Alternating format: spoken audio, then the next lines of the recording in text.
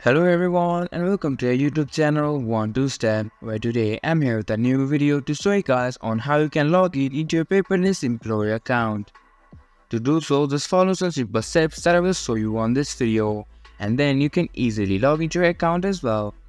First of all, open up your Google browser and then go into your search bar and just type for Paperless employee login and hit on enter. After you do so, many results will pop up on your screen. Now click on the first link that shows up, and this will take you to the official website of Paperless Employee, where if you scroll down, you can see that there is an option to input your login details on the left hand side of your screen. Just input your username here and password here.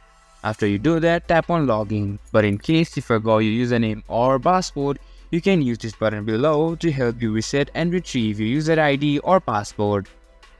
And if you don't already have an account on Paperless, you can use this button create account on the right hand side to your advantage to help you create an account.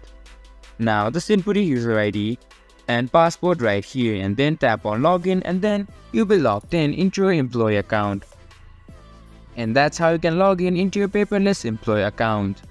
This was for this video, and I hope you guys find our video helpful. If you do, make sure to leave a like, subscribe to our YouTube channel and hit the bell notification.